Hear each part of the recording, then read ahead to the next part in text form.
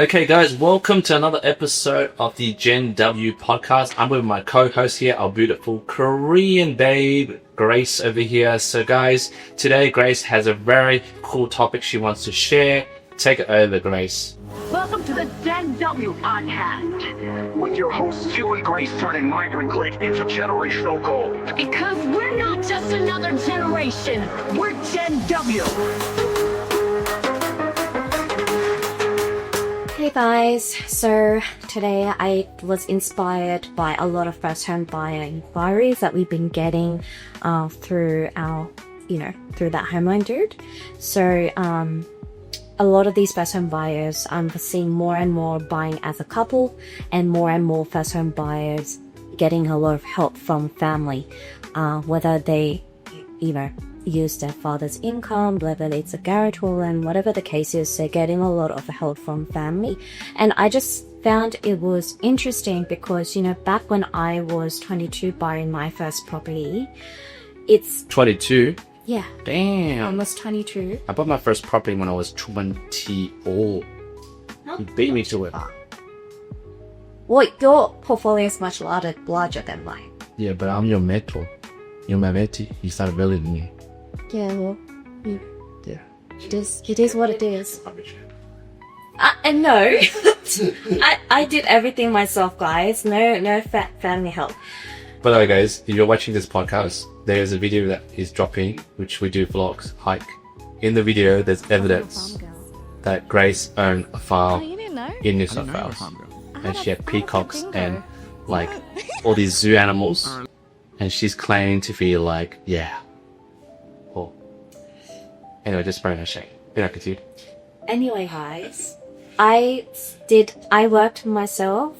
I never asked my dad for a penny. And obviously I saved up the deposit. I bought my first property at 22 and that was possible back then. But I didn't get any help from my dad. And, with my small salary back then, I think I was even working casual jobs. I wasn't even working a full time. How many jobs did you do? I was just working one, but I was working really young, since 14. Wow. So I was studying and working, and I did go uni, guys. But yeah, so I was doing both, and yeah, so I bought my first property, and it was much easier, I think, back then than now, for sure, because as I talk to these first-home buyers, they're getting more help, and a lot of them are buying with their partner because they need that combined income to obviously buy something decent, especially in New South Wales. Yeah, we've been seeing a lot of that. A lot of just first-time buyers are usually couples that buy 1 to 1.345 million. Yeah. It's not possible by single income. Exactly. So I was really inspired, and with this particular client, I think it's just because we really clicked and our conversation really resonated with me, and so it sparked my interest. And so I started to research a bit more after this conversation with her, because she was complaining how it's really hard to date, and it's, in a way, it's a little unfair for her because she feels like, she's just trying to set herself up, she's trying to start early, she's trying to do all these things, she got a decent job, she studied, and then the fact that now she has to rely on having a serious partner to get into the market, to buy her first home to live in, that she's in New South Wales. She wasn't interested in the investment. She wanted one later, but yeah. But is she single or she's got a boyfriend? She's single. Oh, right. So she doesn't even have that choice. Yeah, that's why she started opening up to me. Because I asked her, do you have a partner that you possibly combined income? And that's how she started complaining. So she was saying, it's so hard to get into a serious relationship for one. And, she's only early 20s. All right. She's thinking buying a property with someone is a big step. It's a big commitment. Yeah, it definitely is. And in my opinion, I feel like, you're basically married because you're financially tied together. You have big responsibilities, and the life of the loan is 30 years. It's, you're pretty much locked down if you were to buy a property with someone. So yeah, it is a big thing. If you try to start young, like to buy property in this hub Yeah. and needing that income to get into the market. So that's where I got the inspiration for the topic today. So after that conversation, I started researching a bit more because I thought it was really interesting and I really wanted Q's opinion on this because, you know, with 15 years of mortgage insurance and, you know, divorce rates are increasing all over the world. And, you know, Q has been in his marriage for a really long time. How long has it been? Let me look at my ring. And engraved it. So we are gonna know. This is why my wife engraved it in the ring. 14th of December 2013. Since we got married. So 12 years? Yeah. And yeah. That's 2025.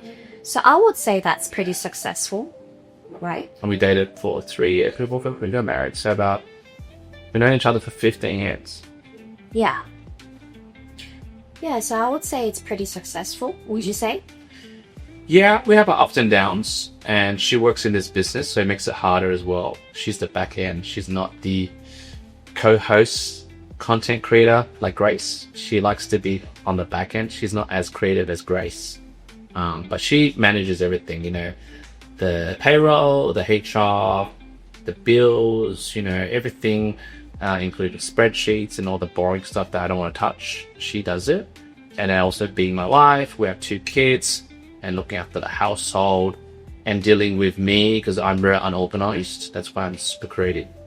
And she's so cool with everything. So it's a learning process to be with a partner. One thing is hard, but also working with your partner in a business and then seeing her home and how to separate that. So I think we've learned a lot from that. That's why our relationship is that strong. Yeah. So and you know, you're in a successful marriage. So I thought it would be interesting for our viewers, for the first home buyers who I've been speaking with who have the same issues as this particular client that really resonated with me. So after that, I started researching articles.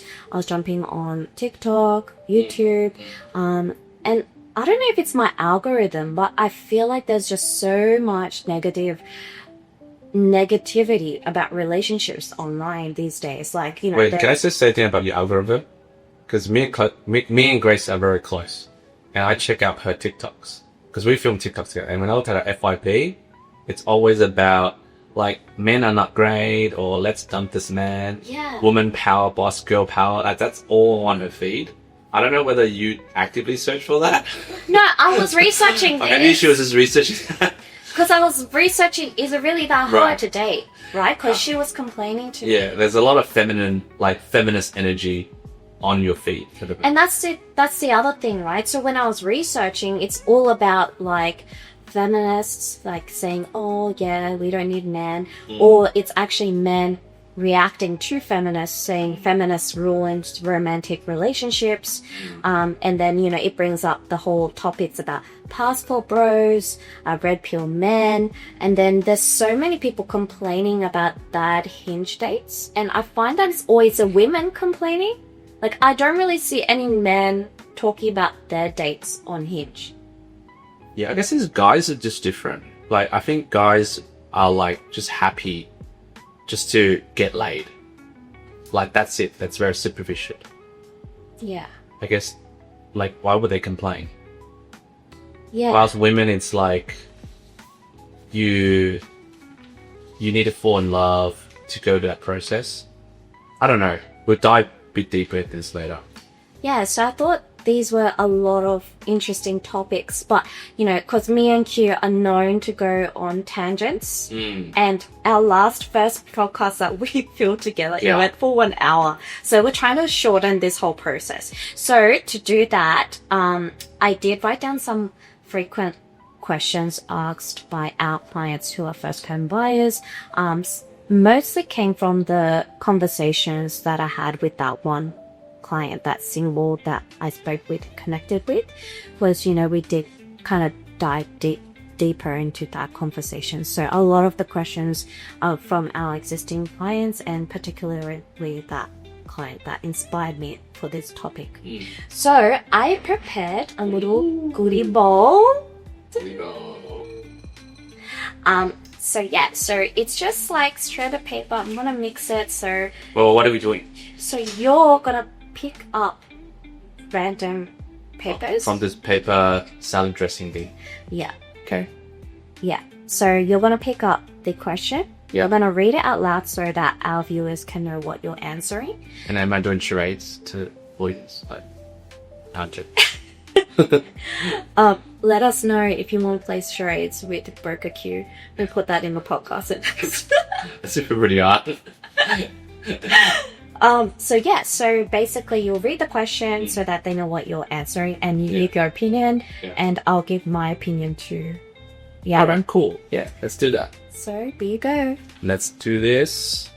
I'm not gonna look at it. So I'm gonna pick something. And then, this is the bigger one. Yeah. Ooh. Okay. What's to say? It's like a fortune cookie. Confucius once said, no, I'm joking. Okay, so it says here, how do you think serviceability will affect first home buyers? Will this push more people to write into a relationship? Or do you think that they should wait until their single income is enough to settle a home loan and wait for the right partner? There's a lot of questions in this question. Like there's like 3 parts to this, but is this from like a TikTok like comment? No, it's not a TikTok comment. It was a DM. Oh, it's a DM. Okay, cool. Okay, cool. Let's answer the first question. So we'll put this question on the screen above here. Okay. And then we can break it along because it seems like a very long question. So it says here the first part is, how do you think serviceability will affect first home buyers? And I think the question's about borrowing capacity, right? That we've been dealing for the last, since 2 years, since there's a lot of like regulation changes for a lot of first home buyers trying to buy property. So in terms of borrowing capacity, it says, will this push more people to rush into a relationship? Okay. So I feel like in terms of this question, there are a lot of clients like your client. She's on what? Like $80,000 and she's single. She doesn't really have a punch and she wants to buy it in New South Wales. Does she have like a property price? Well, she just doesn't. She's not picky, but like, even is she making a house or unit, or she doesn't really care? She just wants a place that's not too far from her work. Where's her work? In the city. Okay, good luck with that. I think she's okay to drive 40 minutes, but the issue is the price is like at least $600K for a 1-bedder, right? Yeah. So with $80,000, it's really hard to get a property at say 95%. Especially, I'm sure she has HECS, right? No. Oh, no, no debts. Okay, and her parents are giving her 100 Gs. Okay, so bank and mum and dad are giving her 100 Gs. So when I did the so what do you get? I think from memory it was 445K property. 440K property, no loan. Because her loan amount was like 350 or 350. Plus the 100K that her. Oh no, so 350 plus 100 Gs. So she gets stamp duty exemption, but. Yeah, I mean, like, obviously for her, she's not gonna go on like Tinder and Hinge just to find a date. To then go, on your first day, hey, do you want to be my co-borrower? And they're like, of course not. WTF. No, of course not. But she was saying that she was trying to date. And, obviously she's not in touch with people from high school. And if she wanted to date them, she would have, right? Yeah. And then uni, it's more like focusing on work. And how is she? She's in her early 20s, right? I think early mid-20s. I didn't ask specifically about her age was, but from what she sounded like and what she just started her new job, finished uni, I presume it's early 20s, mid-20s. Yeah, I mean, like, the question also said, do you think they should wait or wait until they're single enough to service home loan? I always say to people is borrow what you can afford right now and buy what you can afford right now rather than waiting. Because the thing is, when you say you're on Tinder or Hinge or however the youngins date these days, like it's very different because I'm old school. Usually you'll go up to someone and then ask them for a date, but nowadays it's like all digital and there's a lot of choices. So when there's a lot of choices, decision paralysis where, okay, the first date was great, but hey, it's so easy to get another date. Yeah. Whilst back then, you go out and ask a girl for a number, she might reject you. There's a fear of rejection and stuff like that. So that's one of the things I wanted to comment about was I feel like dating apps definitely made it so much easier. And there's not so much exclusivity anymore because... Yeah, everyone has access to the same girl. And it's not just that, it's like, let's say there's two people that match. It's like, they both know that they're speaking to other people. So like, or why do I need to put so much investment on this relationship? Yeah. Whereas if you were to approach one by one, your pool is much smaller. Yeah. Like for me with my wife, it was exclusively, we were at work. And it was that department. And then I, obviously asked her for a date. Had many attempts. It was just, let's start off with friends, and then just romantically became something. Yeah. But at least it was that sort of like exclusivity. There was no one else, But right now it's like everybody, like thousands, millions of people could just swipe. And then you have all these statistics saying you have 50 matches and you date one person, which is good. You're like, oh, maybe let's try the second one, third one. And you're like, shit, I have all these decisions. Yeah. Yeah. And then I think it's also social media played a big role because it's just you're just so exposed to so many different people out there.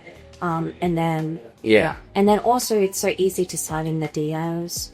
Yeah. And then these days, like, people, well, I always tell you, because I'm very conservative. So when you tell me like, oh, my mate hooked up and then first night, they just banged it.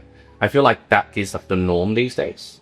Yeah. There's a lot of TikTok videos I saw where they're like, oh, the new dating, that podcast. Remember the podcast that we saw glimpses of? How they're saying that the stages of moving up the where you match first date or second date, you just bang, you're drunk or something. Yeah, you just get a feel of each other, and then that's when you start to having like actual conversations sober.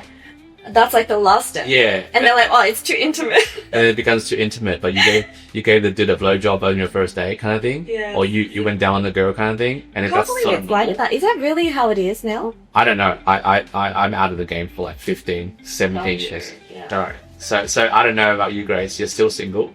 Oh, but I've but been you're single still for a long time. You still could, like, I think Grace is like old school, but still in the new generation of dating. So she's like you're a pretty girl, so she has a lot of offers, but I think she filters them like really, like it has to be really good quality before someone gets your number. Pretty thorough. Like if someone just approached me on the street and asked, I wouldn't give it. Like I'll be like, who are you? Where did you come from? Like I'll be a little bit freaked out, which is sad because that was one of the TikTok videos that came out. Was guys, the girls are complaining that guys don't ask for girls' numbers, but then we're scared now to approach them because feminists are like, making them feel they can't approach women anymore because they're scared that they're going to get judged. Yeah. But before we tangent, the question is, I was saying, like, even if they were to swipe and find the right person, that is like not all those red flags that we talked about. It still takes about 2 to 3 years to get to know the person, to really establish a relationship where you're comfortable talking about money, and then joining assets. Yeah. So for this girl over here, this young first home buyer, if she's 22, it just means she has to wait until she's like 25, 26 to then buy her first property. Which we can't give financial advice, but our 2 cents is, if you could buy a $450,000 property today by yourself, right? Instead of waiting 6 years later or 4 years later. Yeah. Because you could, the property that you decide not to buy today, say 4 years later, that property would have went up by like $200,000. Yeah. So it's better just to buy, not financial, buy today, what you can afford. And then in 4 years' time, when you meet the right man and they're in a relationship, you can always sell that property. Yes, I did suggest her to buy it as an investment. But then she loses her stamp duty exemption. So that's something they have to weigh up against. Yeah. So I would say not financial advice if you can afford it now, rather than waiting for your income to increase, unless you have a promotion coming up and you're like on she's on 80k and then they'll offer 120 or something. But I have a question. Where would you think that she could buy a decent place to live with 400? I would probably say like Maryland's onwards. So Maryland's is still that cheap, isn't it'll it? be an older one, like a one better. You gotta walk up the stairs. There's no lift, no gym, no nothing, and it's like an old crummy building. But would properties like that go up? It wouldn't go up like what I said, like by 200,000. But I've never seen property go backwards if people think they're equal in this world. There are rare exceptions that has go backwards. That's if you bought a really broken down, big sinking fund, structurally incompatible property. But you bought like a normal one, usually it will go up by in the next 3 or 4 years, maybe 100k in Sydney. And there's immigration is still steadily coming through, so people need places to live. Yeah. So I think those are the factors that make people doubt your question. So, what if it doesn't increase and I bought the wrong property? Yeah. Yeah. But then look, but you were saying? Did we finish the question? I think that I answered the question pretty well. Like, if I'm on a single income, should I just wait? I'll say, no financial advice, I wouldn't wait myself. Like, we didn't wait, right? Like, you bought it when you were 22, I bought it when I was 24. Imagine we waited for like when we found a partner. I would have been screwed because the prices would have went up. And Yeah. I would have been stuck like her. Yeah. And plus, on the other side, we've seen a lot of relationships fail. Where they they settle in early because they try to, for example, you're forced to find a partner to buy a property and you try to settle in early, and there's so much choices out there because of Hinge and Tinder, and you feel like, what if that person is not the right person, and then somehow you split, then what happens to that property? Yeah. We had a few clients come back, they bought it with us together, and then they separated and we had to help them refund itself. Yeah, or buy another party. Yeah. So, but I'll say, hopefully that answers that question, Wes. Yeah, so that's darn. Right. I'll keep that here. Yeah. So, and Wait, another one? how many? There's questions. Right, cool. Right. It's not You guys want answers, right? Like from this dude. That's why I'm hoping that's why you're on this podcast. If you want more answers, more questions answered, drop the like button, whatever you're watching this from, YouTube, Spotify, whatever channel. Yeah. Follow this channel, follow this podcast, and I'll definitely answer more questions. No, I was thinking there's like bloody 50 questions. Like, we'll probably maybe smash through maybe 2 or 3 more because I don't want to drag out this podcast. Yeah. Yeah, but we'll definitely do more. But please support this podcast. All right. No. These are like really heavy ones. Oh, this is easy. Damn, this is an open-ended question. What is it? Any relationship advice? Oh, yeah, because I think this person that DM'd me. Is this you? You always ask me for relationship advice. No, I don't. I have no one to ask. Like, I'm dating no one, guys. I have nothing to ask for relationship advice. I'm joking. But you sometimes hypothetically ask me. Do I? Yeah, like I have a friend, but I know it's you that's asking that question. Like when? I'm joking. Oh. Wait, are you joking or are you being serious? Because I really don't remember asking you for relationship advice. No, I'm joking. Oh, okay. Was it, did I didn't realize that. But yeah, okay. Yeah, I think a lot of people in the dating scene now, they're really confused because there's a lot of information, a lot of opinions. Yeah. And I guess a lot of them are seeking some advice. Because a lot of them were asking me advice, so I just generalized it because they were all asking the same questions. Like, what is your relationship advice? Yeah, so maybe give like top 3 advice that helps your marriage last long. Oh, right. Okay. I'll probably give advice based on maybe a lot of first home buyers that are listening to this who are single, or maybe in like some sort of early relationship with their partner, rather than marriage advice, because probably you're not in that phase of your life. Because if you're a first home buyer, you wouldn't be married yet. You probably. So do you think that the advice from dating to marriage is different? Yeah, definitely. Oh, really? Yeah. Could you kind of dive more deep in that? I'm sure you guys want to know too, right? Like, I'm not the only one.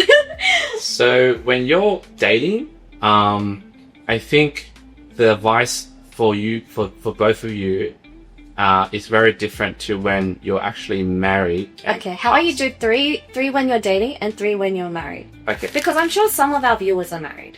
Yeah, okay, definitely. Yeah. So before you're married, right, it means you're either still in the honeymoon phase with your partner, or you're outside the honeymoon phase with your partner in thinking of settling down, Okay. right? So when you're in the honeymoon phase with your partner, no advice will work, because everything you see from them is beautiful. Yeah. Because you've got like color lenses on, like everything they do, he or she do, all the flaws and stuff, it's beautiful. I would probably say, if you're in that phase at the moment, just know that phase is gonna hit. You know what I mean? Yeah. Like for you personally, you she said a lot, guys, before. Not that many. Not that many, but like you it's not like your first radio. Like you probably Yeah, have I dated dated a few, yeah. few, right? Yeah. And then you would say, on average, what is the like usual honeymoon period? 12 months? That's pretty long. Like in this day and age. I haven't dated this day and age. I'm scared to date. After I spoke to that first time buyer and I started searching Yeah. this topic, I'm like, it sounds like a scary world. Yeah. Like honeymoon phase is either 6. Oh well, okay. Let's be fine. Let's be realistic. 6 to 12 months. Yeah, okay. Right. And then I like, hope it lasts longer than 6 months, guys. but then when did you know it didn't last? Like after 12 months, like what fell off? Where like you started arguments, or you started like noticing like repetitive Okay, patterns? wait. I wanna take it back. It depends on the partner, I feel Yeah. like. It depends on your chemistry. Yeah. And then it depends on how fast you're moving in the relationship. Yeah. So if you're still like living separately, you're seeing each other maybe once or twice, like once a fortnight or once a week, it'll probably last longer. Which is 12 months, right? Yeah. Yeah. But if let's say you're seeing each other every day, or you move in quickly, like a few months, Yeah. 6 months later, Yeah, you yeah. moved in and you really like, Yeah. you know, basically serious, Yeah. then I feel like it would die down faster. Yeah, so the first advice is just to know that when you're in a relationship, there will be a honeymoon phase, and that honeymoon phase would expire. And that's when the real work comes into the relationship. Yeah. When you start seeing flaws of the other partner, habits that you really don't like, or that just sort of triggers you, annoys you. And then you also start noticing personality, like you start noticing that there's a bit of friction between your personality and the other person's personality. Yeah. And I think the fourth thing is you notice that there's a communication gap, where the way you communicate and the other person communicate is not in sync sometimes. And that's where like disagreements arise. And then I think when you pass into that phase, it's how do you work on mending that gap. And usually is that phase is where a lot of relationships end. Yeah. Where one person goes, no, that's who I am, I'm not going to change for you. And the other person will either be like, well, I want you to change, or I'm going to try to change you. And then there's going to be a lot of fights in between. Yeah. It's either vice versa, or it's either one person is very headstrong and wants to change, or what happens is the person tries to change the other person, the person tries to change, but it feels pressure to change. Yeah, so that's where Like, usually... are you talking from experience when you used to date, or is that what? Yeah, like before I met my wife, there was a lot of times where you go into relationships and everything's fantastic, right? The sex is fantastic, the romance is amazing, and then it hits a point where the honeymoon is over and the sex is average. It's like, yeah, and then it's like the outings are really boring, and then the relationship, like both of you are not growing anymore. That's when I notice that's a red flag. Yeah. Where you're not growing, you're not learning anything, and sometimes it's like they're calling you back as well. And then, there's things that you talk about and the other person goes, no, I don't want to talk about it, or they ghost you, or there's a lot of things that happen that makes you not happy. So, bringing you back to the question. Yes.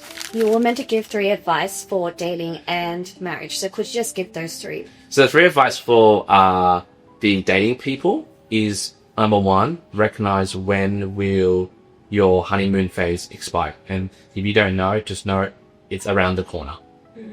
And knowing when it will expire will give you an idea that the relationship has a different season to it. Yeah. That's not always going to be roses and butterflies. Yeah. And number two is once the honeymoon phase is over, is note down what are the flaws between your partner and also be conscious of what your flaws are and how those cause friction. And sometimes you might not have solutions for that, but just be aware that it would exist after the honeymoon phase. And I think that my third advice is basically work on yourself and also encourage your partner to work on themselves, but not trying to change them. Yeah. Okay. And then the marriage? So marriage is a different ball game because once you get married, you're basically past the point of the honeymoon and then discovering all the flaws about each other. And usually if you're successful in discovering how to handle each other's differences, that's when you decide to get married. But I feel like sometimes people skip that process. They're like madly in love and they're like, oh, let's just get married, babe, you know, kind of thing. Oh, like they rushed the marriage? Yeah, they rush it before getting to know each other. Yeah. And then once And then they're married, and then that's the ones they find out. Yeah. And it's like, oh, wait, it's so hard to get divorced because I don't want to get divorced. You know what? I still remember this conversation I had with my friend, and he was telling me he was not happy in his marriage. He was telling me, "Oh, don't ever get married." Yeah. And I was like, "What? Isn't that like happily ever after?" And he was like, "No," and I was like, "Why? Isn't it like weren't you guys living together before getting married?" And he's like, yeah. And I was like, well, then what's the difference if you're living together and married? Isn't it just gonna be the same? And he said, no, it's so different. Is that true? Like living together while dating is not the same as when you're married and living together. I don't think there's a difference when you're living together in a de facto relationship and living together when you're married. The only is a difference is when you have kids. Yeah, once you have kids, things change. Like your partner's body will change for a period. Her focus will be in nesting, which is to look after the kid. There will be less attention on the man. So I watched a lot of videos online when I was doing this research, and yeah, a lot of men say that. Yeah. So is it like common for men to feel a type of way during this period? Yeah, because the thing is, for let's say if they've been like madly in love for that honeymoon period for 12 or even 2 years, and then they sort of like go to de facto where they live the ideal life where they're serious, they travel, they do all this stuff together, right? And then that's like say 3 or 4 years of history, and the minute the wife, her attention is only on a child and not you, you do feel there's a shift of focus. But as a male, like, doesn't your focus shift as well to the kid? Yeah, your focus does shift as well, Yeah. but it's just there's a difference. Yeah, in the relationship. Yeah. Okay. So and then where there's a difference for males, they either want to fix things or like get things back to where they were with the child. But when you have a child, it's very hard because like number one, you know, it would feed irregularly, it will cry at night, you both are really tired, and the partner, which is the female, would be very tired and a bit grumpy. And sometimes there might be like postnatal depression where she's not back to her old vibe. Yeah. And also for some males, like that their partner's body would have changed, they're on a lot of weight, or there's stretch marks. For me, I was okay with that, but some males who are really attached to, say for example, the trophy wife, or she looked that way, that's fine, I loved her, but now her body's changed. So with the trophy wife, do you think that they truly love that person? Because trophy wife is more of a status symbol in their eyes. It's not really like you're in love with that person. You just want that hot girlfriend. Yeah, I feel like they were in love with the ideal of having such a beautiful wife or beautiful girlfriend. So that's not realistic. Yeah, but the thing is, Like, do those relationships last after having kids? it really depends how the man changed. But if the man's like, no, I dated someone that was looking like this and now you look like this. But wouldn't they know that? Like, everyone knows that the belly gets a bit bigger. I don't think a lot of men know that. What? Yeah. No way. Well, You're carrying a human. How do you not know that your stomach's gonna get big? I think they know that, but then well, there's one thing to know that and one thing reality. Right? So Yeah. I'm not speaking for all men, right? Yeah, I'm just saying if you look at it, it does happen. And then that's just one factor, it's not like many factors. So there's a lot of shift that's happened, that's changed. And then because of that, it's very different to dating or just being with your partner. Sorry, guys, we tangented again. Yes, we tangented again. So that was number one advice for marriage, was it? There was a many advices in between that. I would say when you're married, right? Just summarize the I would say the summary is to know that there's a difference between before kids and after kids. I'm not encouraging not to have kids. I think kids are beautiful to have, but I think there will be a 1 or 2 years sort of sacrifice and a sort of like empathy for the woman that she's going through a tough time. Yeah. Because a lot of men, they don't understand that. They just don't be empathetic. They just feel like, well, my needs have become important and I want you to fix it straight away kind of thing. I feel like that it's also communication though. If they're feeling that way and they had this discussion, I feel like it would have improved the relationship. Like, let's say if my partner said that to me, I'll be like, okay, let's have a conversation and then we can readjust the priorities of, because I watched a podcast where the guy said, no, my wife always comes first before the kids. And I feel like he established that value in their relationship before having kids. So I feel like they do prioritize that and they'll go, no, this is mommy and daddy's time. This is just our alone time. And then they teach the kids to respect that. And that's how they kept their relationship romantic still. But then you also had a friend that, you know, the partner really, after that friend had the kid, he was totally interested. Yeah. Like, there's also men like that too. Yeah. Where they come home, Yeah. they make excuses, Yeah. but something really shifted. Like, is that common in all men? Not all men, but like, there are. Men? It depends on like the men who, like I said, back to the men who chased the trophy girl. Trophy wife. The trophy girl. Where they just wanted that feeling of like she's the hardest girl, but then now she's So, girls, are you listening? Don't go for the man going for the trophy wife. But That the thing is an is- advice from Broker Q. But the thing, it's hard though. Like for your friend, how could she spot that he wasn't that type of man?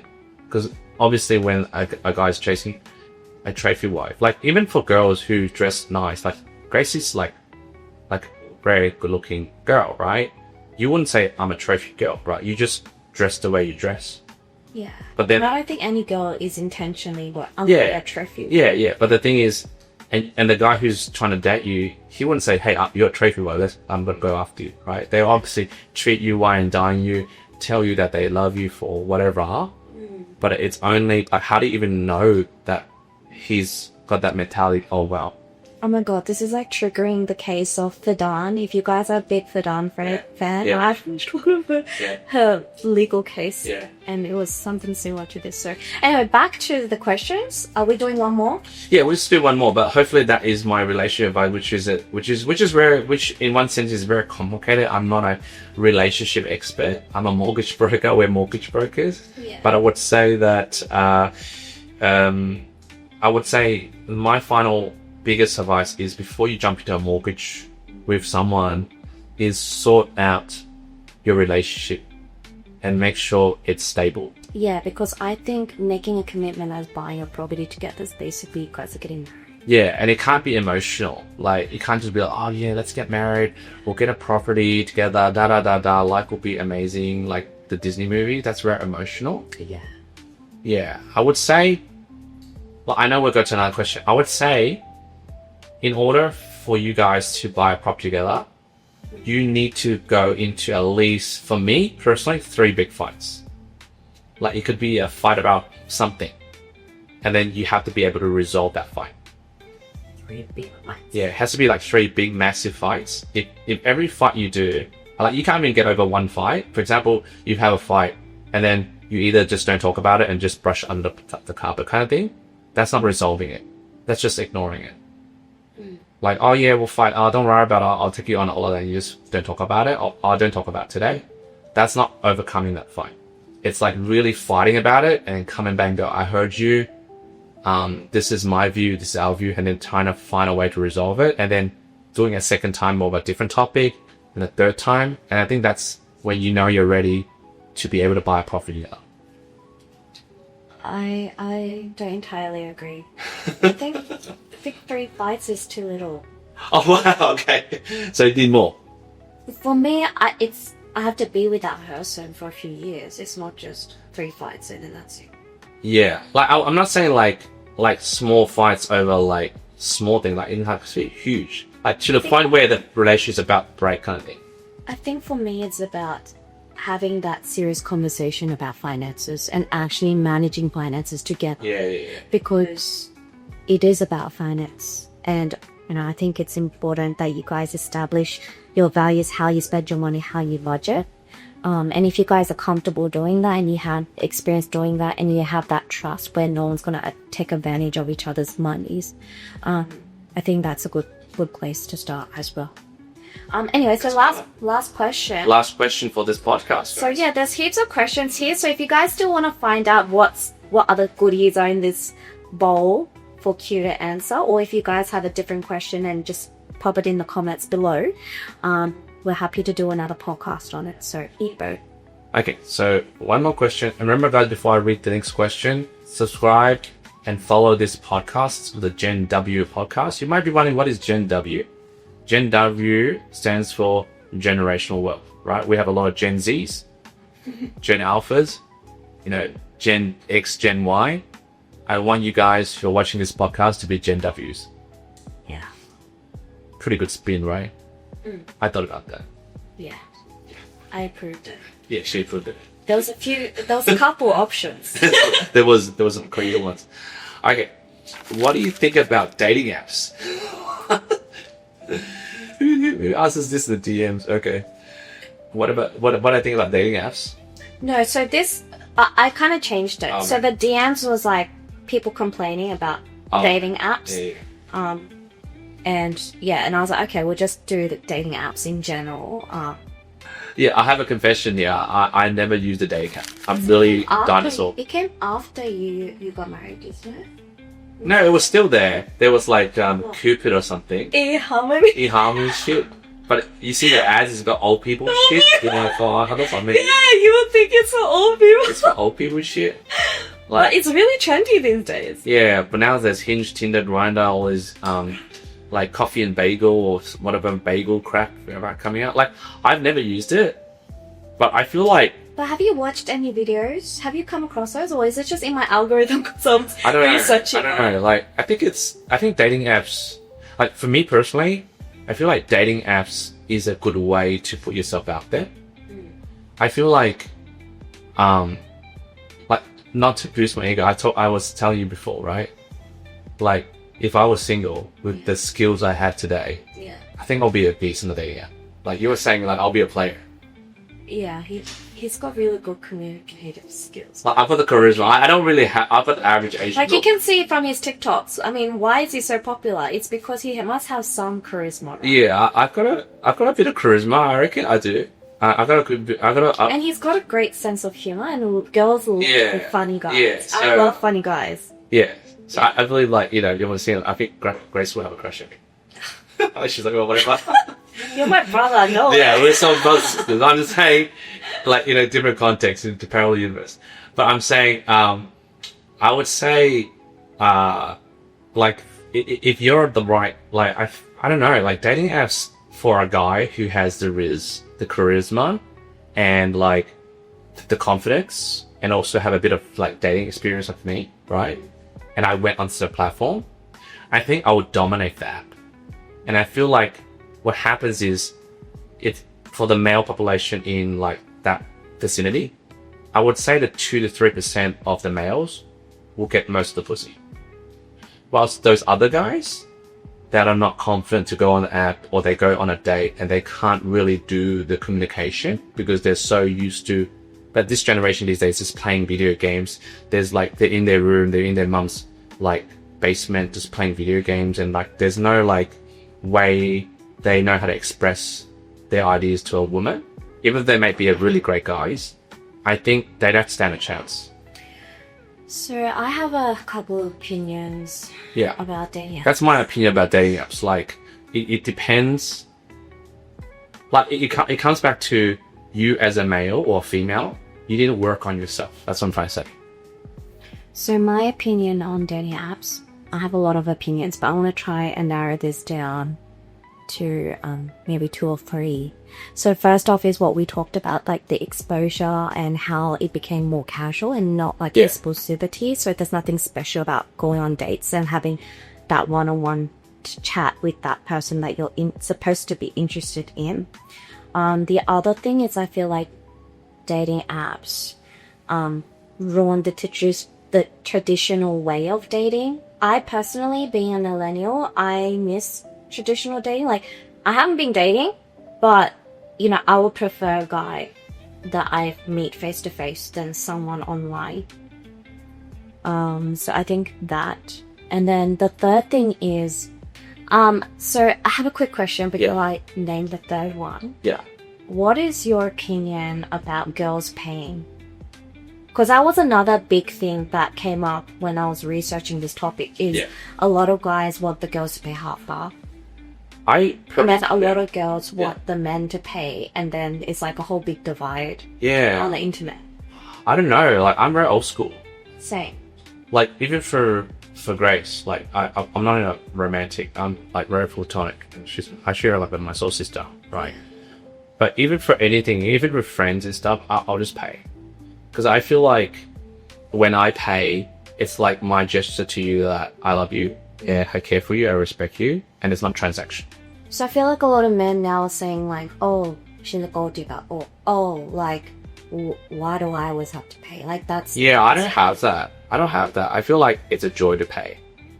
Yeah, so do you feel like resentful towards women because you're always paying? Because I feel like the new generation, or whatever's being broadcasted online, is a lot of like backlash about men always having to. Yeah, well, I'm only speaking for myself. As an old school millennial, I don't feel any resentment at all. I love to pay.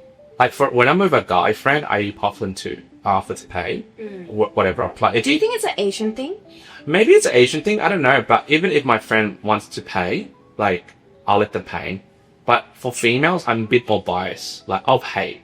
Like, I feel like when I'm out with a lady, it is romantic. Obviously, for romantic, like, definitely I'll pay. But if it's platonic or when we're going out, even if it's not work related with you, I'll just pay because I feel like I want to show you that, in this day, in this food, like, I'm happy to pay. There's no resentment. I feel like it's a joy. Like, what's the point of making money and putting in your bank account and you can't express it? So that's what shocked me when I saw this divide of like, oh, women should pay half, or why are men paying first date, or whatever, like, whatever's out there in my algorithm.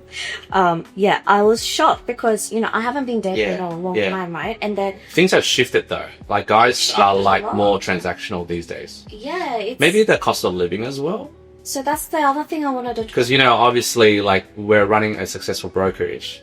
Yeah. So for me, I was telling, like, I dropped $500 on the floor. Well, I don't care. I don't want to pick it up. So. So that's the thing, and that's my third point. That's why I asked you that question, is with the cost of living rising, is that the reason why this is happening? Where there's... Not really. When I was dating my wife and I had like no money at all and I was on credit cards, personal loans, I offered to date. I often pay. So that's the thing as well. So back to what I was saying, guys, for my third point is how dating apps ruin that, because the guys are normally seeing multiple girls, they're paying their dates, and then it gets expensive. And then they like start pulling back. But like, so I had this conversation with my mate, and he's old school. So that's also what shocked me, was like, I have not been dating. So when I saw all this information coming up, I was like, what is happening? Because whenever I went out, even with my guy friends, they will never let me pay. We'll fight over the bill and they always win, and then I'll do that with Grace. You should fought me up fucking Brazilian Jiu-Jitsu. It's happened, guys. It's happened. Like, you're not paying, bitch. Yeah. So that's why I was really shocked when I saw that, because even my guy mates were not romantic, we're platonic, they're married, they have kids, everything, we're just really good friends. But yeah, they would always never let a female pay. So when I saw this, I was shocked. But then, you know, I had this conversation with my friend, and he's old school, he never lets me pay, he's really a great guy. But yeah, so we had this conversation about how he was on the dating apps and how it gets expensive because he's constantly paying them. And he's not a low standard guy. He likes going fine dining, nice places. If he really likes a girl, he'll fly her to another country with him. So he was complaining because we're having this conversation about this divide, and he was like, well, it is like cost of living. Imagine if you're taking girls out and paying every time. And I was like to him, well, who told you to date multiple girls at a time a week? Yeah, I mean, like, if you're having multiple, like, if I was dating multiple girls at a time, like, for example, if I had multiple mentees, like I have like 10 other mentees, then I'll probably be a bit conscious that I'll be paying for everybody. Yeah. But the thing is that why would you have so many multiple backup plans? Yeah. Because I'm the type of guy that if I like this girl, I want to just be fully focused on her. And plus, you forget all this conversation. You have like 3 girls going on. Like, You're like, what was your name again? you don't know what like you're saying to that person. Yeah. And it's always like you feel like you're jumping out, but you always have a parachute. You know. Yeah. So I feel like that's probably part of the reason. Like, you know, correct me if I'm wrong, guys, but I feel like, you know, if these dating apps, you're seeing multiple people, and as a guy, if you were to pay for all those dates, it would get expensive, and the cost of living is increasing. So I imagine that's also affecting romance in terms of dating nowadays. And then the fact that your attention is already split to few girls or whatever, and then you're spending money with multiple girls, I think that's also playing a big factor in dating apps. Yeah, I think dating apps do offer like the easy exit plan, but I don't blame dating apps. I just think it speeds up the problem, for like makes the problem like bigger. But the problem was always there even before the dating apps. You know, as millennials, there was no dating apps before the dating apps. You still have guys having 3 or 4 backup burners, phones, just like change different girls. You know what I mean? But it's a smaller scale though. Yeah, and then I think it's like the pool's smaller, so you tend to have more funds for less people, and I think because it takes a lot of balls to approach some. Your pool definitely is much smaller, and you tend to try to nurture that relationship, that the number that you did get. Yeah. So I would probably say, in summary, dating apps are good if you have the self-development. And for the ladies as well, if you have the self-development to know your self-worth, then, you know, you might find a match out there for you. I have a few friends who had successful relationships with Spa tickets. Oh, really? Yeah. Oh, okay. I think one of them is engaged. Yeah. I mean, love still exists out there. But I think it's more like, you know what you said before, you gotta kiss 1,000 frogs to find one Prince Charming. But with them, they do it differently. Like, they matched with one guy and they focused on that one guy. They didn't see multiple guys. So I think that was the difference. Yeah. Yeah, guys, like, you know, any questions, drop in the comments below for us, anything for the next podcast. And if you have any suggestions or topics that you want us to cover, drop it in the comments below as well. Yeah. So Until next time, we'll see you in the next episode of the Gen W podcast, and we thank you for supporting us along this journey. Welcome to the Gen W podcast with your hosts Q and Grace, turning migrant grit into generational gold. Because we're not just another generation, we're Gen W.